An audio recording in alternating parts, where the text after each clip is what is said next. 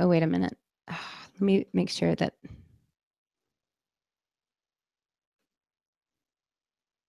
No, we're good. Okay.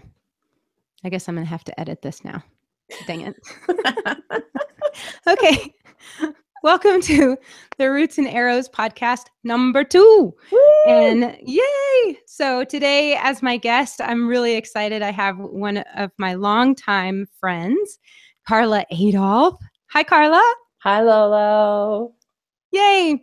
So we recorded the 4th circle together with Enter the Worship Circle. When was that? Like 2007, like 10 no. years ago.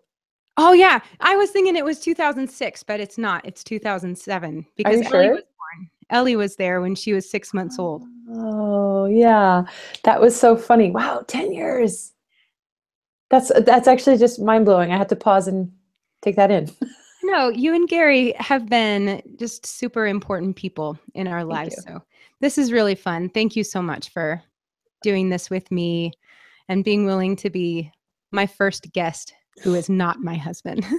Well, I just want to make a clear statement that I'm setting the bar so low today that any of your future guests are going to home run it. Whatever. So you and Ben Pasley now are the creative force behind Enter the Worship Circle, which is really exciting to see. And you're leading a conversation about the heart of the psalmist. Can you tell us a little bit about what that is? Absolutely. Yeah, it's really fun. So Ben, I've known Ben just a little longer than you, actually, Lilo, not much longer. And him When and we all Robin, lived in Woodland Park. yeah, so we all work together. Him and Robin, his wife Robin, have been a part of my spiritual journey, both from afar and very close as mentors and pastors in my life. And about 2 years ago, Ben sort of just invited me into this conversation about relaunching Enter the Worship Circle. We had taken a break, and it's been wonderful. Our main heart and focus is to let the Psalms teach us how to be in response to people and to God. It's a responsive practice. And just really embracing things that are hard, struggling, grief, lament, also celebrating and having joy. And it's just sort of the full experience of life through the eyes of the psalmist. And because we're both songwriters, that also makes a lot of sense for us. So we're trying to practically write songs and poetry and blog and be artsy fartsy as we are created to be in response to spiritual journey. It's really That's fun. awesome. I Thank love you. that. You guys came to our little home group Yes. a couple weeks ago, and it was so fun to hear your songs and hear your heart about all of that. And it feels like such an important conversation. And I'll tell you, Karla, one of the things that has been so inspiring to me about you, and one place where I feel like we're a little different, is that you are I feel things, but I don't feel things to the depth that you feel them. Mm. And I've always held you in such high regard that way because Wow. you bring me into a depth of experience of life that I don't feel like I would get otherwise. So I'm really excited to have you here talking about your parenting and how your experience in life and with God and how God has parented you has inspired you to parent your children, and how just real conversations about the story of that and how things change and this and struggle and the victories and all of that stuff. So thank you so Oh. much, you guys, listeners. You're in for a really big treat. I'm so humbled. Thank you. I mean, I just want to bat it back for a second before we dive in. But what I've always loved about you, Lolo, is that I do feel, thank you for helping everyone understand what it is to be my friend. It can be a little hairy in the emotional department, but what I struggle with as a deep feeler is that often joy and celebration aren't necessarily my go-to feelings. And what I love about our friendship is that I never laugh as hard as I need to laugh. It's like you bring out the belly laugh in me and the joy and the celebration. And I think if anyone's listening today that tends a little towards melancholy or deep feeling, you got to have a Lori in your life. Just ask Lori herself to be in your life, because you need to have friends that are joyful when you're sort of traversing emotional landscapes. It's really good to have fun, celebratory friends that that will pull you out of that every once in a while, because it's definitely not a good thing to be in 100% of the time. So thank you, and I love you. Yeah, thank you, and I love you. And And the we're done. reverse. We could just celebrate each other this whole time. 'Cause now I'm like, I mean, I just, the celebration needs the depth that you bring too is just remarkable. So can you tell us a little bit about how you've come into, I know just from being a part of your journey over the last 10 or so years, we've gotten to go through a lot of life together. Could you give our listeners a little taste of what life has been like for you, and Mhm. how you've come into yourself as a deep feeler and as like someone who feels passionately in the midst of having children and all of that Yeah, stuff, and just give us a little overview. Well, sure. first, it's parenting. Why don't you tell us a minute about your family, and then we'll Sure. launch into story. Well, I have a husband. I've been married to Gary for almost 16 years, which is great. And he's lovely. He is like calm, gentle, grounded. So the opposite of me, which is great. And we have two kids. Hudson is 7, and he's a real sweetie, and we homeschool him, and he's a grade 3. And Sterling is almost 4, and she is fire. That one, full fire in a tiny body, and really sweet, and really, she really is the opposite of Hudson. She struggles with groups of people, and Hudson pines for people. So we have polars, opposite children, and polar opposite parents. And so I would say our parenting journey is it's special. It's not full of successes, but it's full and rich. And I love having these kinds of people in my life. And in my everyday, I'm with my kids. I work from home too, so I'm with my kids all the time. And thankfully, I get to be with Gary most of that time. So it's just a really rich life. So yeah, I guess really part of my life is that I used to be a full-time musician touring in a vehicle with Yes. another person and my husband and a dog, and we would travel. It was super fun. And what was fun about that time was we got to meet so many people. This is how we met you, and we got to play in different places. And I think what I learned in that time was that I had a bit of a radar Hmm. for people's journey. And sometimes the radar can like, whoa, throw you off. And sometimes it just really affected me, and sometimes it didn't. It was all over the scale, which is also about when the Lord has created you as a sort of sensitive, I guess. I love what you're saying, deep feeler. I think a part of my journey has been understanding that I feel because I'm meant to tell the story that sometimes doesn't have words to be told. And I I love think that. all of us have moments in our journey, and especially our kids have moments in their journeys where they don't have the words. And I was just blogging last night about how I've struggled to be confident with the wiring of feeling, because I think a lot of times people will say, oh, that's just too much feeling, or you're too dramatic, or you're too emotional, whatever.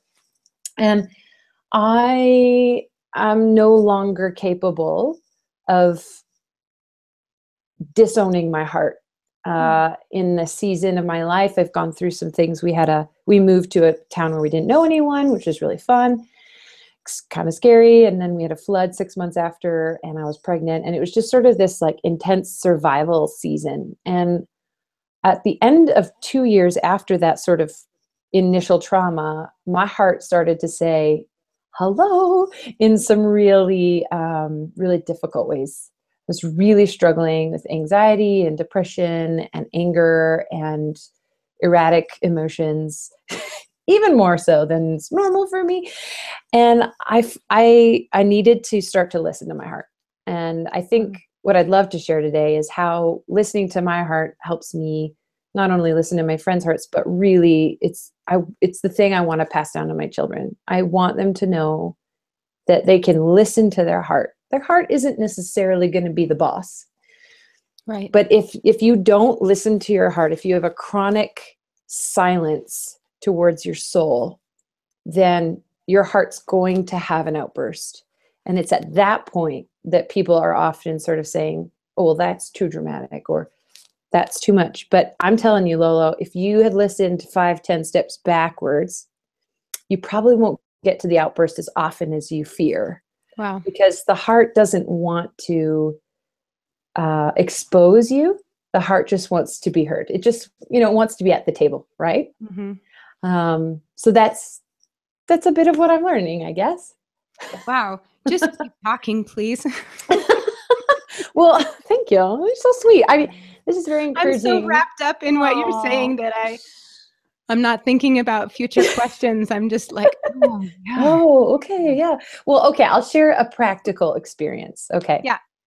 So we all know that forgiving somebody is hard work, and it is heart work. It's not necessarily something that we're really good at. Maybe we're not naturally good at it. I mean, our kids fight all the time. They bicker, and you put them together. You say, you will hug each other, and then you will forgive each other. I don't know how much of that happens naturally and how much of that we need to be coached towards. So I was needing to share a part of my heart with somebody that I didn't have the relational foundation to have. So it's one of these sort of boundary moments where I wanted to share my heart because I wanted to respect my heart, because it's inside me and it's actually where Christ lives. So I need to be kind of careful, right? This is a place of great beauty and tenderness. And I believe that the heart is actually the most sensitive sort of thing that we have towards eternity. And so it's special, you got to take care of it. So I'm thinking through, how am I going to be gracious, and how am I going to be in a posture of forgiveness, but not in a posture where I'm going to put my heart on the line and then cause these sort of outburst moments. Mm-hmm. Mm-hmm. And this is the same thing I see with my kids. Like, how do I help Hudson, who's very tender, get through something with his sister who's very intense? Right. Kind of like your Emma. She's intense like Emma. Yeah. And I have learned that I've been sort of in a place of prayer and looking at Psalm 23, because I've been intrigued by the scripture that says, you set a table for me in the presence of my enemies. I always just thought that was like the most vengeful thing I could find in the scriptures. I'm like, that's awesome and mean. And as a deep feeler, sometimes you want to feel mean things. It's just terrible. Confession, momfail 1. So I was asking the Lord, how do I love my heart, honor my heart, take care of the thing that's my eternal radar system, but how do I also extend grace and set a table for a meeting place with people? Because I think the thing about emotions sometimes is you can really use them to keep yourself isolated and deflect, because they're so outrageous sometimes. And I just didn't want to do that. And the Lord said to me, you don't need to perform in your heart. That is not a place where performance can happen.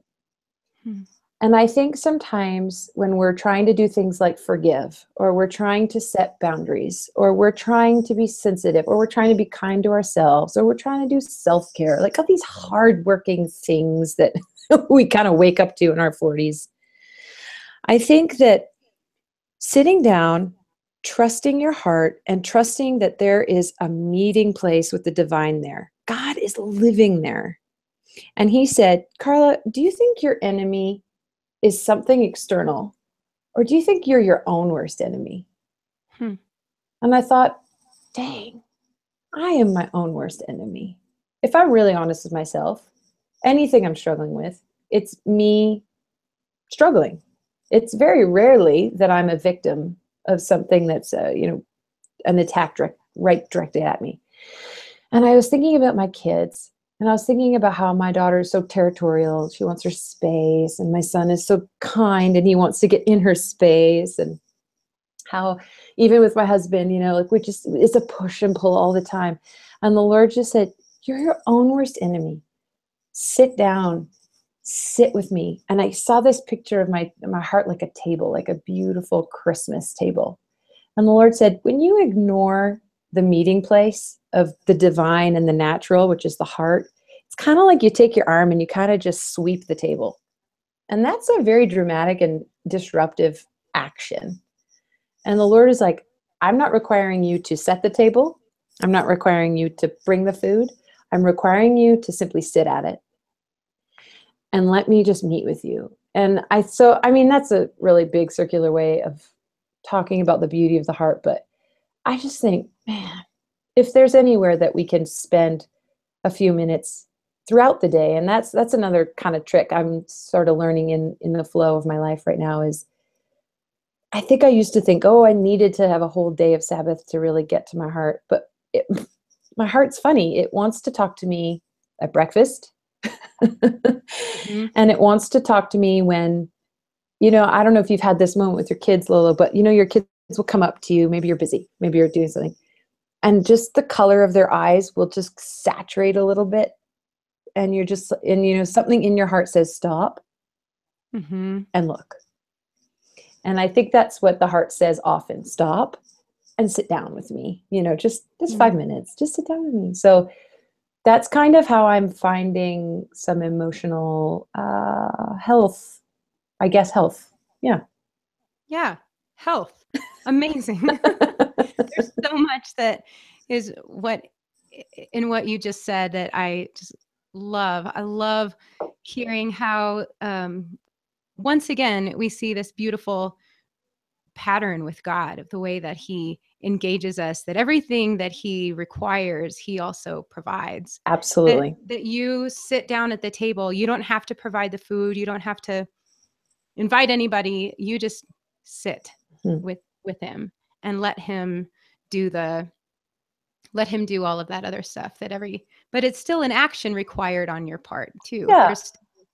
There's still the action of sitting and the action of rest. I love how you said that bringing Sabbath into the everyday, bringing Sabbath into understanding that it's a place of being and not just a day.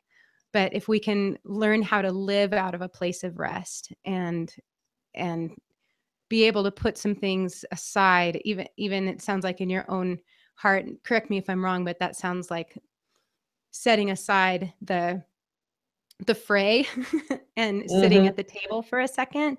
So can you help us understand some of the ways that you found this coming into your parenting? You've mentioned a couple of things with your kids, but what are some of the ways that you feel like you've engaged with your kids or helped them access their heart? Because isn't that what we want? Like to teach them things while they're small and with us, to teach them some of these big things that God is teaching us, so that they start at a further place. They start further down the road than we did, right? Yes, absolutely. Plus, I already promised I'd pay for their counseling, so the more work I do now. Oh boy. Yeah, I agree fully. So you know how it is with kids. We want to do our best and we want to strive to love them and meet them and minister to them. But what I've noticed with my kids is there's a few rules in my house that we try not to break. And when I try not to break these rules, I actually become the student. The kids start to teach me. And the beauty of having an intense daughter is that the emotional access is there. She's always ready to tell me, whether in appropriate or inappropriate ways, how she's feeling. And watching her process and giving her space to need certain things in the sort of spectrum of her day. Things like in our house, there is always time for a hug. There is always time for a cuddle. There is always time for a song. And I think that, there isn't always time for a game.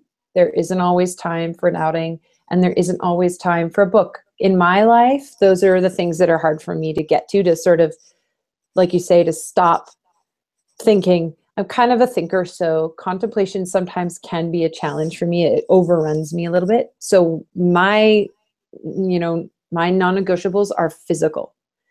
So if my kids can hear me sing, receive my hug, or if I can get in the bed and cuddle them for an extra 5 minutes before bed, then I know that whatever's happening in my mind that I'm not at this point mature enough to sort of get a handle on, they're going to physically know that I love them.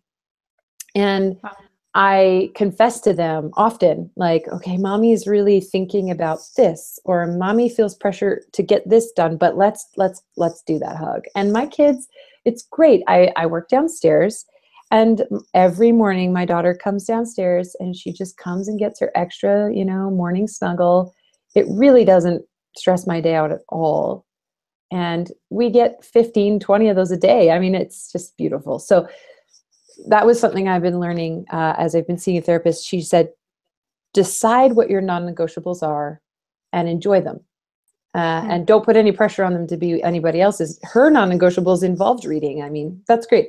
When my kids pull out the big, huge, whatever tongue twister, that book that I need to burn, Dr. Seuss. I mean, I just break their heart on purpose because there's no way. I'm just like, there's no way mommy is doing the tongue twister book. So in our family, that's a part of what they will be counseling for the book reading, negatives, but they always get a hug. Yeah. And one reason that's been inspired in us, and this is a great resource. I know you said to think about a few, and the guy that we love, his name is Dr. Gordon Neufeld, and his premise is attachment. And his book is called Hold On to Your Kids. It's an incredible book, and it talks about attachment sort of in the sense of having your kids have a full cup. And whether it's a full cup of relational engagement, emotional, there's all sorts of things he addresses. And that's really what I'm trying to give them a full cup within the limits that I have. And I'm trying to acknowledge when I spill the cup and say sorry. That's my best option. I am, and Lolo, this is an important thing too. Like Gary and I, we say we have a term. We don't call ourselves immature. We call ourselves European. because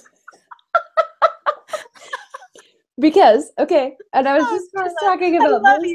I was just talking about this with Joanne, our good friend, who Yes. I said, Joanne, do you meal plan and schedule when to clean your bathroom and do devotionals at the same time every day and get groceries at the same day every week? And she looked at me and she was like, no. And I was like, oh, I said, we're so European. I think because Gary and I spent 10 years touring, I find that kind of life really hard.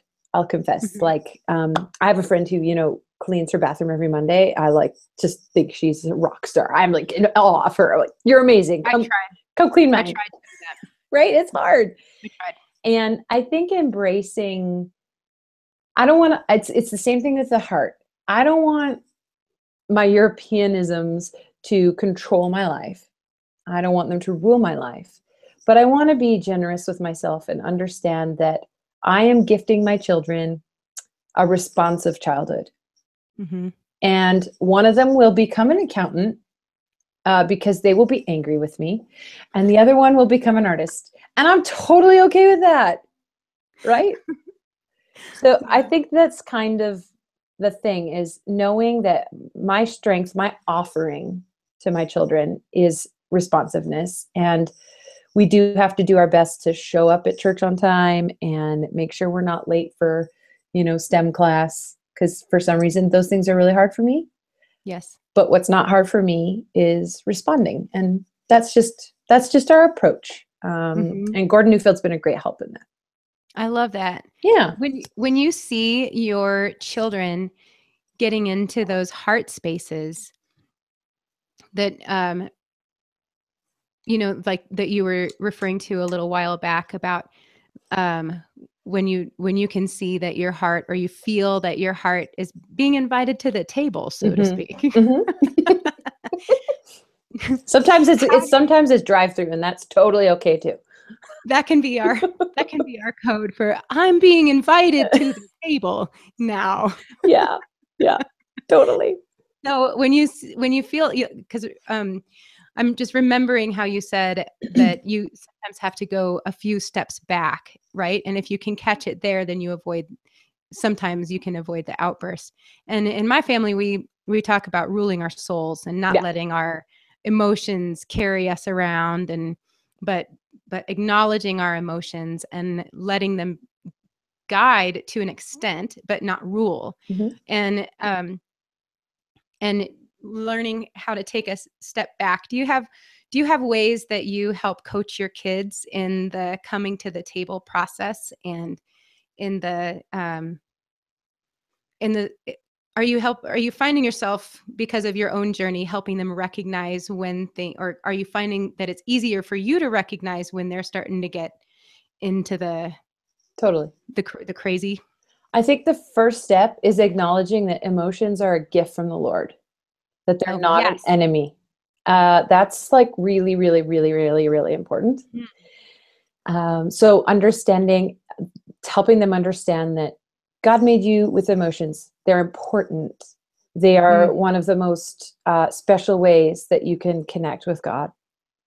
And so that's the first thing. So foundational level, there's nothing wrong with you. That's huge. That's huge. Which I honestly haven't really come to that conclusion until my mid-30s. So they're already, 25 years ahead of me. Praise the Lord. So that's good. And by no fault of my parents or anything. It was just how it happened for me. Right. Secondly, we have 2 jars. So we have a jar that is a feelings jar, and we have a boredom jar. Are you talking physical jars or Yes. jars in your I'm heart? talking actual. You know me so well. Are these metaphorical jars, Karla? No, these are real jars. And what's nice about these real jars is if anybody, and we show them to the grandparents, the babysitter, the friend, whoever comes into our house, because emotions are important, we value them, but we have to discern who's pinging the radar here. Yeah. The boredom jar and the feelings jar. And so if Hudson or my daughter Sterling is having a moment, yes, maybe we missed something. Okay, maybe they had their heart stirred the night before and they got, maybe there's something happened in the playground or maybe whatever. So let's say we've come 5 steps away from the initial infraction of the heart. Mm-hmm. We pull out the jars and we say, okay, Hudson, Sterling, is this a feeling problem or is this a boredom problem? And my kids know instantly if it's a heart issue or if it's a lifestyle issue. And they reach in, they don't even have to tell me, they just reach into which jar applies. And there's different activities to address the different needs. So in the boredom jar, most of them are like, go outside, eat something, whatever. It's a boredom jar. No. Food is in the feelings jar. Boredom jar is like, go outside, read a book, color, whatever. In the feelings jar, so the boredom jar is a 30-minute exercise. This is for my son. My daughter's a little different because she's a baby. In the feelings jar, it's only a 15-minute exercise. And I have found, brilliant. Oh, thanks. I have found, I don't like to get off your train of thought, but you're brilliant. Thanks. I found feelings don't require as much energy as we think. They just require acknowledgement. They just need permission. They don't need the stage. They just need permission. They just need to be heard. So they'll pull out something from the feeling jar. It's generally like, for Sterling, she has an angry bear. So she has a bear she hugs when she's angry because she kind of likes to bite. She likes to bite on her little hand. We have, coloring. We have a cuddle. We have prayer. We have things like worship music, like just really special things that they chose. They decided what helped their feelings the best. And in there is food. Because sometimes you just get hangry. Mm-hmm. And then on the boredom jar, that is just like, go do it and go do it on your own and sort of manage yourself.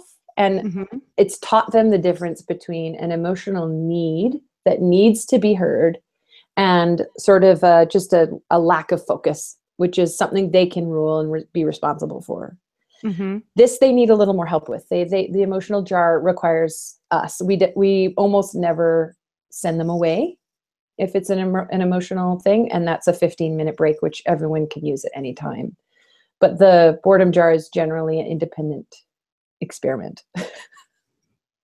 Wow. You know, That is it's such a, oh, thanks. it's such a cool idea. I've never thought to do that. Usually when we talk about emotions, it's I want to give permission. I want them to know that like we consecrate our emotions to God. Yeah. We set them apart for him. We celebrate them. We talk about all the emotions that Jesus experienced, like Emma with her temper.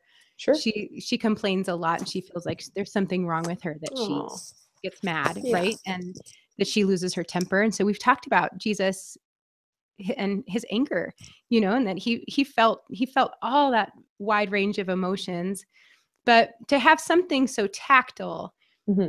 that they can, and to help them distinguish between what is just a situational Mm-hmm. thing and what is a deep heart, and giving the parents the time also, and something tangible to take it out of the jar and do that together, just Mm-hmm. feels like that would open up so many spaces for then how to progress beyond that, if forgiveness needs to be delivered by, Yeah. and to help them acknowledge their emotions and then get to a space where we can then have a conversation about where do we go from here? What do we need to do? Absolutely.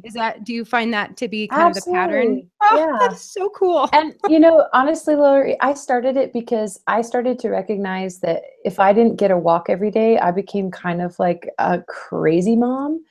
Me And too. I just felt like I wanted to I didn't want my kids to have to learn at 35 that they needed to walk every day. I wanted them to know, oh yeah, remember that stupid feelings jar?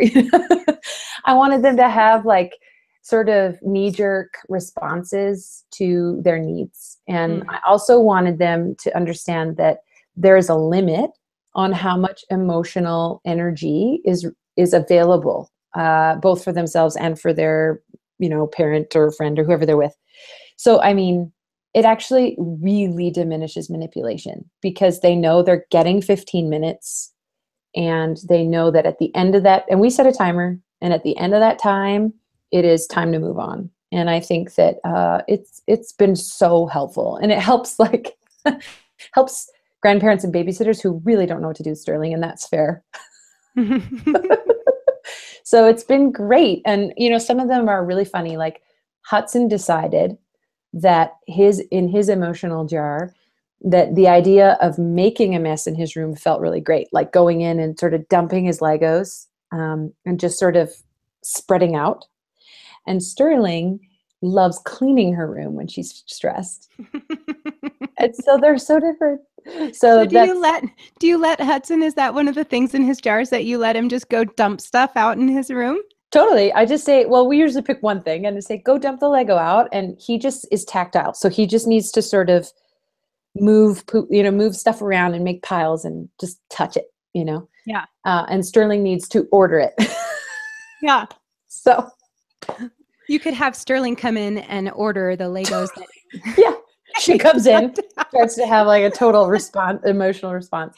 So yeah, that it's been really great. And it's given me and Gary a lot more permission to state, what it is that we need. And so actually my kids are better at it than we are. So it's good. It's a really fun thing. That is such a cool idea. And you can see how, as parents, we can make the choice of what we're okay with. Like if somebody's not okay with their kid going and dumping out stuff in their rooms, like choose something different. Totally. But the underlying thing like underneath everything is that how did you say it? You said it so beautifully that emotions don't need the stage. They just need permission. So Yep. that's such an enormous takeaway. I just love that. I love that. Yeah, they definitely don't need the stage. They don't have the endurance for it. I also think that emotional stamina, again, if you're addressing your emotion regularly, it's kind of like food. If you eat a little bit and then you eat a little bit 2 hours later, and then you have a glass of water, your body's going to be at rest. And I think that our emotional responsiveness is the same. If you just check in, and that's something that I really have learned from my therapist, is a checking in system and a buffer system. So giving ourselves, more than 1 minute to transition from something to something is really, really kind to your heart and really, really kind to your family. We've learned that with Sterling, because she needs the 5-minute warning 10 minutes before it matters. Yeah. Well, and isn't that important in training our children and helping them come to adulthood with really great habits and patterns already, and how to handle things that, we don't want to, especially understanding that we hold the authority in the home. We don't want to demand something of them that they can't succeed at. We want to always set them up for success.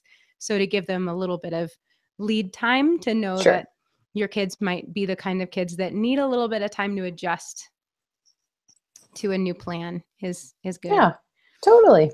That's awesome. Yeah.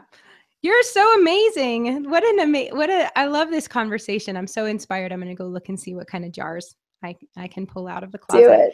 Do you want to maybe take a picture of your jars, and we'll post it on the website so people can see, and maybe you can take a couple pictures of what you've got written, and that'll be really inspiring for people.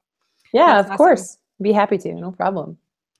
Well, I'm going to change gears and ask you what you've been wanting to talk about on the podcast all this time that we've talked about having you on here, which is your best mom fail. Oh, man.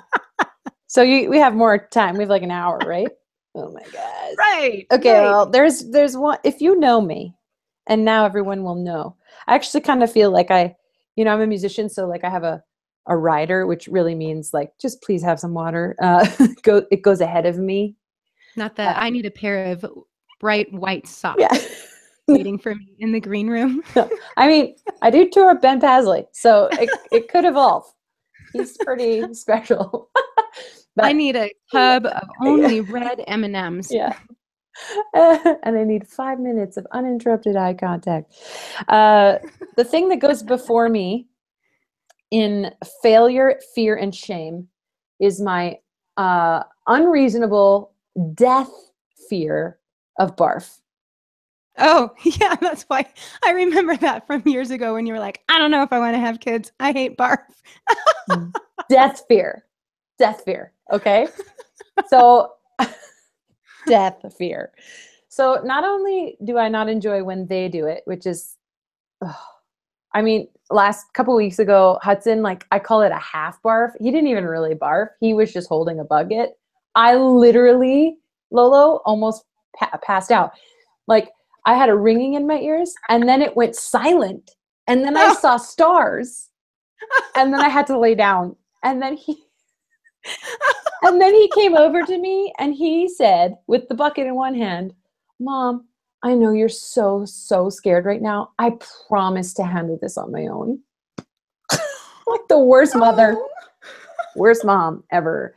So I hate it when they do it. I also hate the implication that then therefore I'm going to have to do it because they're going to germ me up. Mm-hmm. And then I hate the fact that there are many children all around me that could do the same thing. It's just mom fail central. So I am the parent that runs away.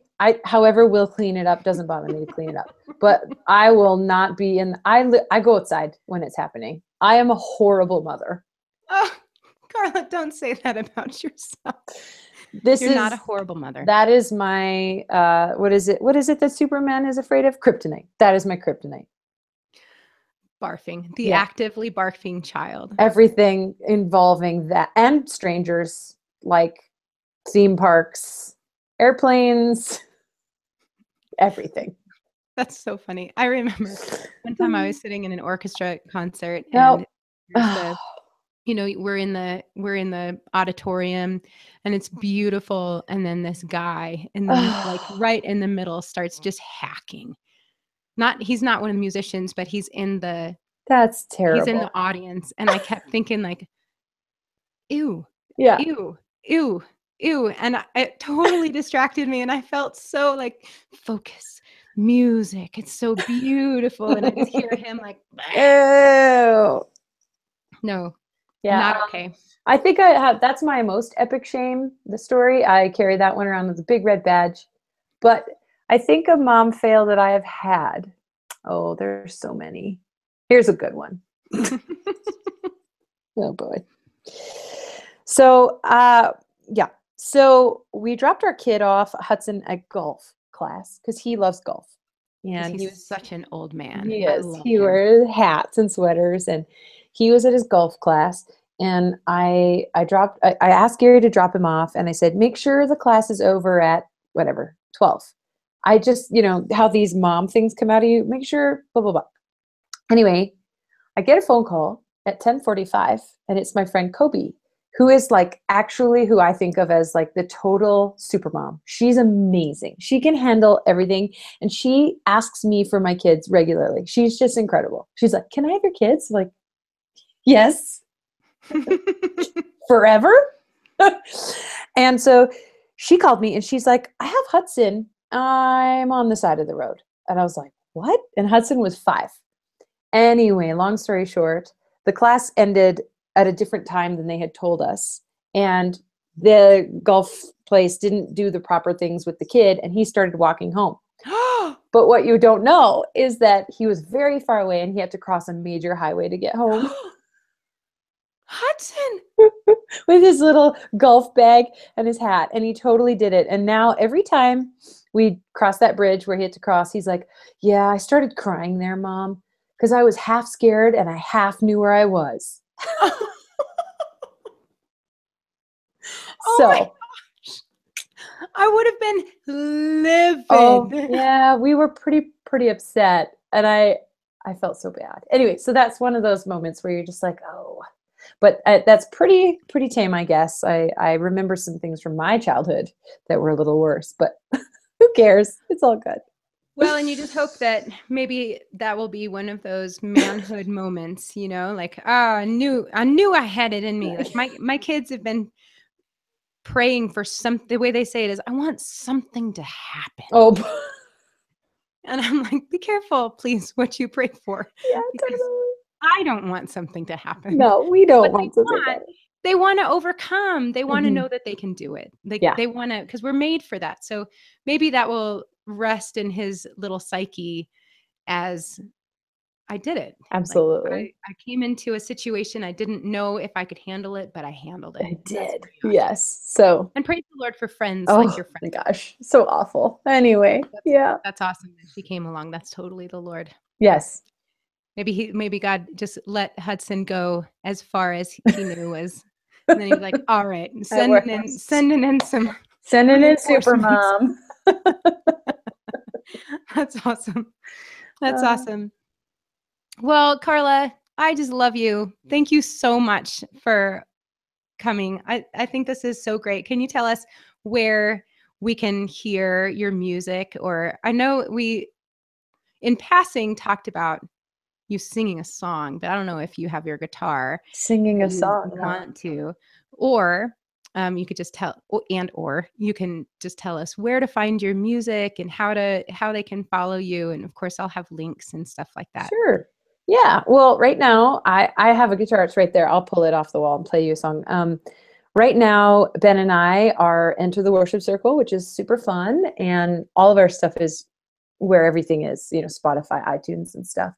But if you want to get our album for free, Yes. we are going to provide a link for that for you, Lori, that you can share with your people. So we would love to give you our album for free digitally. And yeah, it's just great. It's just great to be with you. It's great to share with you. And I think this is it's just been lovely. It's fantastic. Thank you so much. Yeah, Yay. I'll pull the guitar down. Hold on. Oh, good. Well, this is not going to be your last time. Next time we're going to get both you and Gary. No, Gary. Gary can talk about how he could talk about the difference between moms who meet their children's needs, like me, and dads who say, you don't need to eat. Well, can you hear everything okay? Is it I working? can. Okay. Mhm. So this is a song called Heavenly Things. And yeah, it's great. I would say let your children listen to worship music that you like, because what's fun about it is when you see the light turn on for them when you're singing a song together, there's something really special. And this is one of the songs that Sterling likes to sing with me. So she dances to it. It's really sweet. I'm gonna take one out so I'm not tone deaf. Over and under, you're far and you're wide. I'm only human, but not in your eyes. You made me for heaven. I'm a heavenly thing. So help me remember how you look at me. You're over the sky and you're under the deep. You're sweetly in love with your heavenly things. You're over your head over heels in love with me. That was beautiful. Thanks, honey. We could hear a little bit of the bleed through your Oh, headphones, but I don't care because it was so gorgeous. sorry about that. I want more. Well, So thank you. I love you. I miss you. I love you too. I miss you too. I hope that we get to see each other soon. I agree. Get your butt up here to Canada. Yeah, right? Come on. Okay, well, have a great afternoon with your kids. Give them big hugs for me and say hi to Gary. Tim says hi. Awesome. And to all of our listeners, I will post all the links to free music and albums and all of that on our website. And if you don't know what that website is, it's rootsанdarrows.co. And once again, this podcast is a feature of the Roots and Arrows curated newsletter and podcast, all about how to parent our kids alongside the Holy Spirit in the kingdom of God. So thank you, Karla Adolphe. You're You're one of welcome. my favorite people. Thank you. Okay. I love you. Love you so much. Bye. Bye.